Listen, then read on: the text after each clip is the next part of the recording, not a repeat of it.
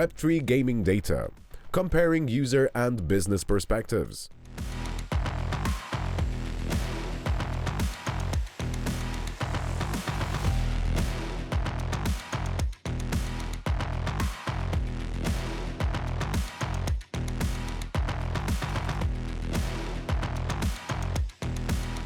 Hello, it's really a pleasure to be here. So today we'll be talking about Web3 from the gaming perspective, trying to look at what is the user and business perspective. From my side, I worked for quite a long time at Google already, where I work quite heavily with the data. For like 17 years, I'm actually connected with the performance marketing. Like from the hobby, I'm the angel investor in many projects as well. So I will try to look at that from a few different angles. As always, my presentation will include a lot of data. I love data, trying to share it, trying to look by the perspective of data. So if we look at the Web3 from a few different perspectives, I think we are at the amazing event that is really about understanding what is happening in the industry. But at the same time, what we can see from the data that still industry has a lot of in front of it, because if we look at the general perspective in general, even in the space, still the awareness about Web3 is quite low, yeah? So that was actually very recent data, very recent research that was done on general population, not just on Web3 and tech people who are always loving those technologies, but on the internet audiences in UK and USA, we see that, again, the awareness of Web3 technology is still much lower than, for example, digital ID, all those smart grocery stops that are probably much wider and easier to understand, especially if we go farther and we combine and we go to which are aware of it, but which of those technologies are we excited about? Yeah, so I think that's even a little bit, I would not say more depressing, but I think kind of eye-opening. That's one of the main challenges in the Web3 is that it's kind of hard to understand for the people who are not deep in the industry. It's not easy to sell the idea of Web3 unless you are geeky guy who works with the computer for many hours. And if we go deeper and if we look at the perspective of different genders, yeah, then it's actually getting even more interesting. It's Web3 and in general, this hard IT stuff, which is very connected to Web3, is very male-driven business, and it's of course great that you have so many great female leaders in that perspective. But overall, in that perspective, we see that again, probably by that characteristics, is very a lot of stuff needs to be done really to get to that perspective again. Especially if we go deeper and we start to ask, for example, how many of those people are excited, then it's actually getting even more interesting.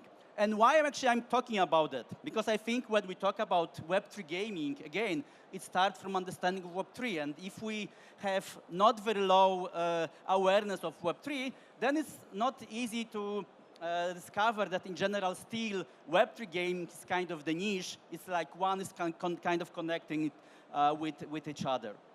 So, and then if we go even deeper with the same data, again, very recent one provided by GVI, we see that even if we compare, for example, the demographics, and when we see, for example, there is very high awareness about Web3 in the younger generations, there is still needs to be happening something that these generations are not necessarily excited about those topics here. Maybe sometimes just maybe too technical, sometimes maybe we didn't find a way to really show the real value of it in the way that people understand. So that's from the Web3 perspective, but how big is the Web3 gaming overall? It's very, of course, hard to answer that question, because if we look at the data, what I did, I integrated in similar web all the web games that are based on Web3 that are based on that radar, where at least have 500 wallets connected. So I would say majority of the games are based on Web3, and we see that on one side, that space had quite significant growth in the last months, but still is kind of the niche, yeah, because still the unique audience of those, a few hundred games combined together, at the end of the day, we are talking about like, less than 10 million users that are doing that quite regularly. Yeah? So if we combine it and compare it with typical gaming, which is the kind of, very recent estimates from Newzoo that overall gaming will have 100 millions every next year new gamers. So we have Web3 like 10 millions, and then we have at least on the web, of course, on the web. But then we have still it's still quite small part of that Web3. But still, there are quite a few chances. The first one is it's quite big market already. Of course, it's not easy to understand what is the real value. But those are like the three estimates that are done by the three different companies, and they are kind of close to each other. So estimates is that the Web3 gaming in 2024 is around 20 billions. And actually, if we go deeper, especially based on quite recent Statista data, which is coming actually from October 2024, so it was just published like 3 weeks ago actually, so very recent data, the estimates are actually showing are very strong estimates of the growth. Yes? So because again, we are around this 20 billions in 2024, but again, if we look at the deeper data estimates, actually we see that it's almost like growing by like 30% year over year. So that's I think from that perspective, if we look at the gaming overall, so again, from the gaming perspective, it's not really huge. But from the revenue perspective, if we look at the gaming data, if we look at the gaming data, when most of that growth in the next years, it's expected to grow like 5% year over year. That's what gaming is going to grow. Then, of course, I think Web3 will be in the strong interest of many companies because, again, not huge, but prospective, adding quite substantial incremental to the business. And I think that's why what we can expect in the for the many companies. So if you look at the data around the usage, there is very interesting like report around Web3 where we see that Web3 is of course like APAC is leading in the Web3 development, and if you look at the types of the games, we have mostly core gaming. Again, I think coming mostly from the fact that again Web3 is quite high value business, but focus on pretty small audiences. Yeah, so that's again from that perspective, it's quite suitable for the core gaming and like so that's why we see actually RPG action strategy. I would say less casual gaming. I think.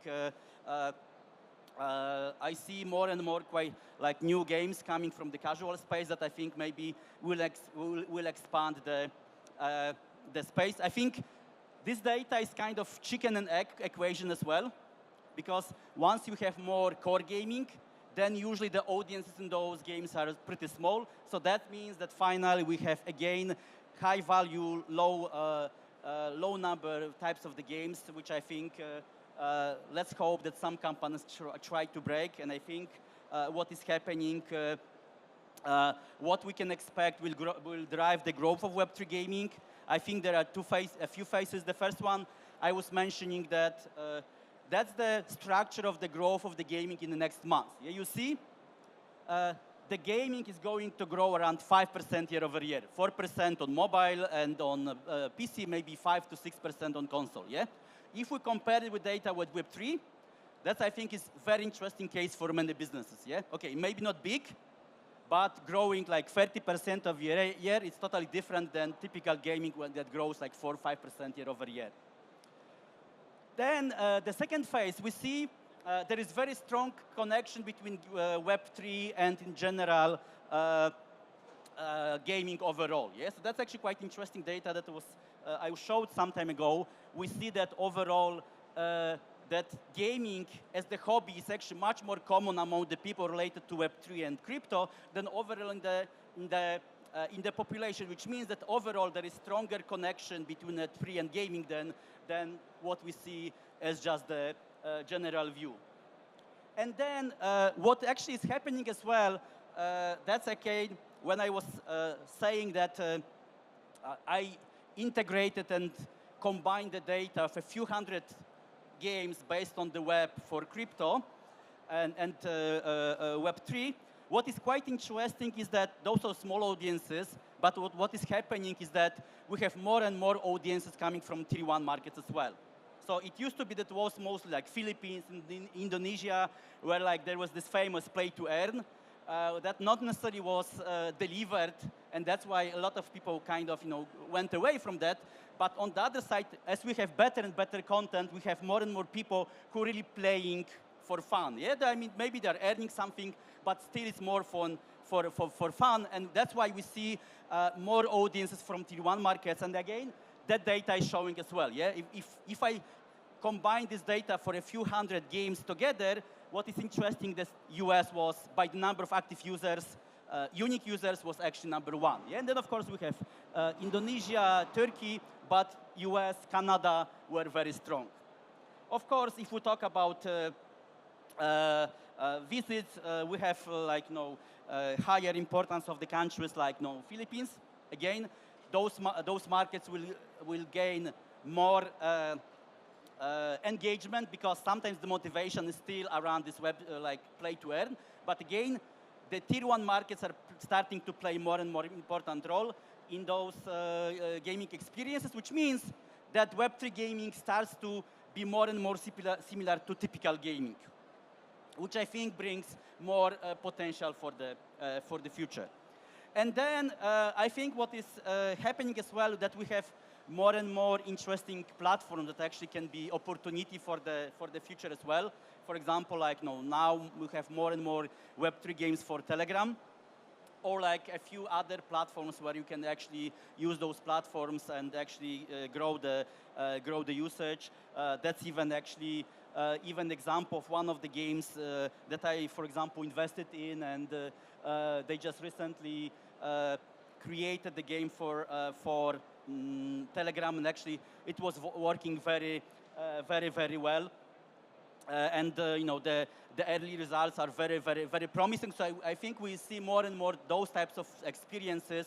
So I think again, rise of those new platforms bring a lot of additional opportunities for the growth. So just to summarize the talk, I think from the user's perspective, it's still kind of niche, but high value niche. What is really especially coming from types of the content that is really happening, again, chicken egg.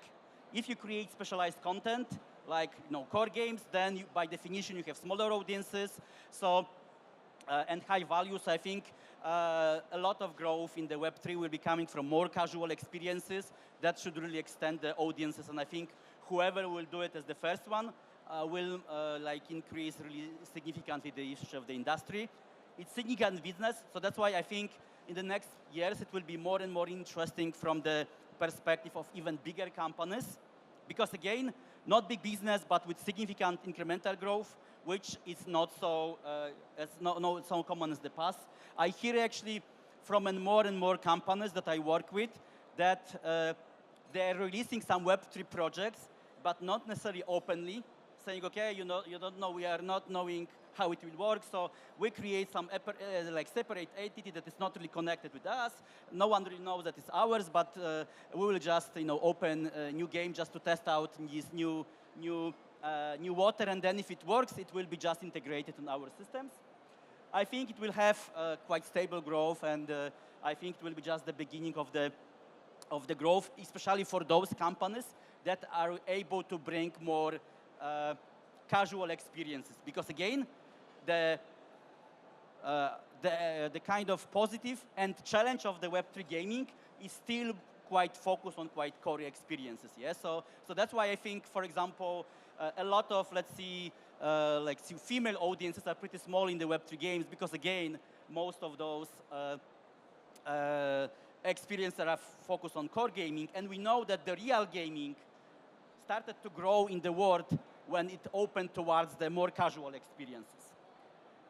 That would be all from my side. I hope it was interesting for you. So if you would like, feel free to connect with LinkedIn. Happy to connect and actually share the results with you. Thank you very much for your time and attention.